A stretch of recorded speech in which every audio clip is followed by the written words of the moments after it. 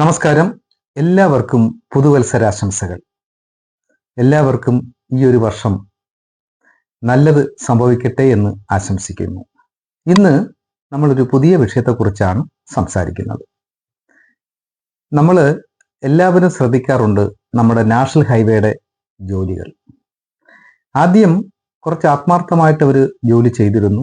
പക്ഷെ ഇന്ന് വളരെ അശാസ്ത്രീയമായിട്ടാണ് ഇന്ന് ഓരോ ജോലികൾ ചെയ്ത് വരുന്നത്. അതിന് വ്യക്തമായിട്ടുള്ള ഉദാഹരണം ഞാൻ ചൂണ്ടിക്കാണിക്കാം. അതിനു മുമ്പ് ഒരു കാര്യം സൂചിപ്പിക്കട്ടെ. നമ്മൾ വോട്ട് ചെയ്ത് നമ്മുടെ പ്രതിനിധികളെ തിരഞ്ഞെടുക്കാറുണ്ട്. നമ്മൾ താഴെയറ്റം വാർഡ് മെമ്പർ മുതൽ, അതുപോലെ ബ്ലോക്ക് മെമ്പർ മുതൽ, അല്ലെങ്കിൽ ജില്ലാ പഞ്ചായത്ത് മെമ്പർ, MLA, MP ഇവരെയൊക്കെ നമ്മൾ തിരഞ്ഞെടുത്ത് ഓഫീസുകളിലേക്ക് വിടാറുണ്ട്. നമ്മൾ എന്തിനാണ് ഇവരെയൊക്കെ തിരഞ്ഞെടുക്കുന്നത്? നമുക്ക് ഈ റോഡ് പണിയൊക്കെ നോക്കി കണ്ട് അത് നല്ല രീതിയിൽ ആണോ അല്ലയോ എന്നൊക്കെ നമുക്ക് നോക്കാനുള്ള സമയം ഉണ്ടെങ്കിൽ നമ്മൾ ഇവരെയൊക്കെ തിരഞ്ഞെടുക്കേണ്ട കാര്യമല്ലോ ഉണ്ടോ? യഥാർത്ഥത്തിൽ ഈ പ്രതിനിധികളല്ലേ ഇതൊക്കെ ഒന്ന് നോക്കേണ്ടത്. ഈ കൃത്യമായിട്ട് ഇവിടെ വർക്ക് നടക്കുന്നുണ്ടോ, അല്ലെങ്കിൽ ഇതിന്റെ എഗ്രിമെന്റ് അനുസരിച്ചുള്ള വർക്കുകളാണോ നടക്കുന്നത് എന്നൊക്കെ നോക്കേണ്ടത്. നമ്മൾ ഒരു പൊതുവായിട്ടുള്ള കാര്യം വരുമ്പോൾ നമ്മൾ തിരഞ്ഞെടുക്കപ്പെട്ട നേതാക്കന്മാര് അല്ലെങ്കിൽ പ്രതിനിധികളല്ലേ ഇതൊക്കെ നോക്കേണ്ടത്. ഇവർക്കാർക്കും ഇതിനൊന്നും ഒരു സമയവുമില്ല. ഇവരെ തിരഞ്ഞെടുക്കപ്പെട്ട് കഴിഞ്ഞാൽ 5 വർഷം കഴിഞ്ഞിട്ടേ പിന്നെ ഇവരൊക്കെ നമ്മളെടുത്ത് വരത്തുള്ളൂ. ആ രീതി മാറണം. ഒരു MLA ജോലി എന്താ? ഈ നിയമസഭയിൽ പോയിരുന്ന് കാര്യങ്ങൾ സംസാരിക്കുകയാണ് അവരുടെ ജോലി. ഒരു MP ജോലി എന്താ? എന്തിനാ നമ്മൾ MP തിരഞ്ഞെടുത്ത് വിടുന്നത്? അവരുടെ മണ്ഡലത്തിലെ പ്രശ്നങ്ങൾ അവർ മനസ്സിലാക്കണ്ടേ? എത്ര പേര് ശ്രദ്ധിക്കുന്നുണ്ട്? നമ്മൾ നാഷണൽ ഹൈവേയുടെ പണിയായിട്ട് ബന്ധപ്പെട്ട് എത്ര MLA ആ റോഡിന്റെ പണി വന്ന് ശ്രദ്ധിക്കാറുണ്ട്? എത്ര MP വന്ന് ശ്രദ്ധിക്കാറുണ്ട്? ഇവരൊക്കെ നമ്മൾ ഇതിനു വേണ്ടിയൊക്കെ അല്ലേ തിരഞ്ഞെടുത്ത് വിടുന്നത്? അവരിതൊക്കെ ശ്രദ്ധിക്കണം. എത്രയോ നാൾ മുമ്പ് നമ്മുടെ ഈ കേരളത്തില് ഇത്തരത്തിലുള്ള ഒരു നാഷണൽ ഹൈവേ വരുന്നു എന്നും അതിനെക്കുറിച്ച് നല്ല ഒരു രൂപരേഖ നമ്മുടെ നേതാക്കന്മാരുടെ അല്ലെങ്കിൽ ഈ തെരഞ്ഞെടുക്കപ്പെട്ടവരുടെ മുമ്പിലൊക്കെ വന്നിട്ടില്ലേ?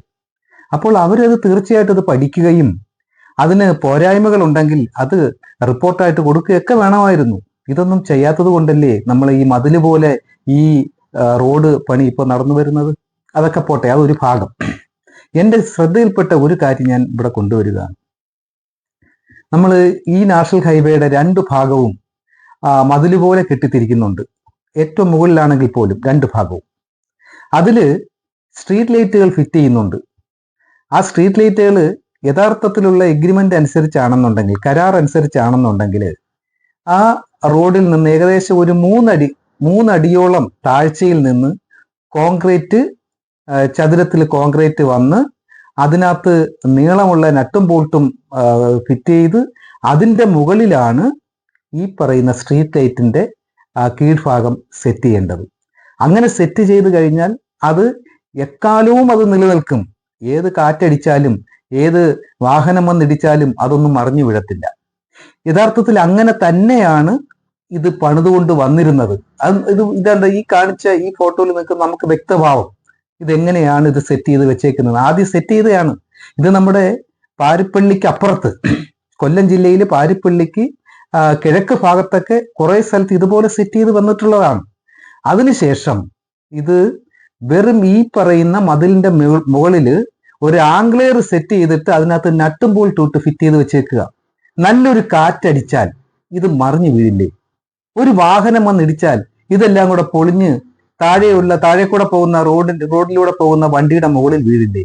അത് മാത്രമല്ല, താഴെ കൂടെ പോകുന്ന KB ലൈൻ അതെല്ലാം കിടക്കുകയാണ്. അതിന്റെ മണ്ടയിൽ കൂടെ വീണിട്ട് എന്തുമാത്രം അപകടങ്ങളാണ് ഇത് ഭാവിയിൽ ഉണ്ടാക്കാനുള്ള സാധ്യതയെന്ന് മനസ്സിലാക്കേണ്ടതായിട്ടുണ്ട്.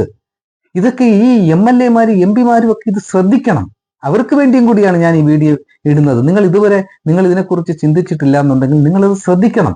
ഈ കരാർ വ്യവസ്ഥ അനുസരിച്ച് നേരത്തെ ഞാൻ സൂചിപ്പിച്ച പോലെ കോൺക്രീറ്റ് 3 അടി താഴെ നിന്ന് കോൺക്രീറ്റ് ചതുരത്തിൽ കൊണ്ടുവന്ന് അതിന്റെ കീഴിൽ നിന്ന് നട്ടും ബോൾട്ടും നീളത്തിലുള്ള നട്ടും ബോൾട്ടും കൊണ്ടുവന്ന് അതിന്റെ മുകളിലാണ് ഇത് സെറ്റ് ചെയ്യേണ്ടത്. അങ്ങനെ സെറ്റ് ചെയ്താൽ ഒരു പ്രശ്നവും ഇതിനകത്ത് ഉണ്ടാകത്തില്ല, സ്ട്രീറ്റ് ലൈറ്റ് ഉണ്ടാകത്തില്ല. ഇപ്പോഴും കാണുന്ന സ്ട്രീറ്റ് ലൈറ്റുകൾ തീർച്ചയായിട്ടും വലിയ ഒരു അപകടം വിളിച്ചു വരുത്തുന്നതാണ്. ഇത് കാണുമ്പോൾ തന്നെ നമ്മളൊക്കെ കേരളത്തിലുള്ളവർ ഇത്രയും മണ്ടന്മാരാണോ എന്ന് ചിന്തിക്കേണ്ട ഒരു അവസ്ഥ വരും. ഇത് വന്ന് പണിയുന്നതാരാ? ബംഗാളികൾ. ആ ബംഗാളികളെ കൊണ്ട് അവരെ കുറ്റം പറയുകയല്ല, ഒരു പണി അറിഞ്ഞുകൂടെങ്കിൽ പോലും എന്ത് പണി ചെയ്യാൻ അവർ തയ്യാറാണ്. അവരെ കൊണ്ട് ആണിത് ചെയ്യിക്കുന്നത്. അതൊരു ഭാഗം പോട്ടെ. രണ്ടാമത്, ഇവിടെ ഉള്ള ഒരു ഒറ്റ മനുഷ്യരും, ഒരു പ്രതിനിധികളാവട്ടെ അല്ലെങ്കിൽ ഇതുമായിട്ട് ബന്ധപ്പെട്ട് സാമൂഹ്യ പ്രവർത്തകരാവട്ടെ, ഇവരൊന്നും ഇതിനകത്ത് ഇടപെടുന്നില്ല എന്ന് പൂർണ്ണമായി ബോധ്യം വന്നതിന് ശേഷമാണ് ആദ്യമേ കോൺക്രീറ്റ് ചെയ്ത് ഈ സ്ട്രീറ്റ് ലൈറ്റുകൾ ഫിറ്റ് ചെയ്തത് അവരത് ഒഴിവാക്കിയിട്ട് ഒരു ആംഗ്ലെയറിനകത്ത് ഈ സ്ട്രീറ്റ് ലൈറ്റുകൾ ഫിറ്റ് ചെയ്യാൻ വെച്ചിരിക്കുന്നത്.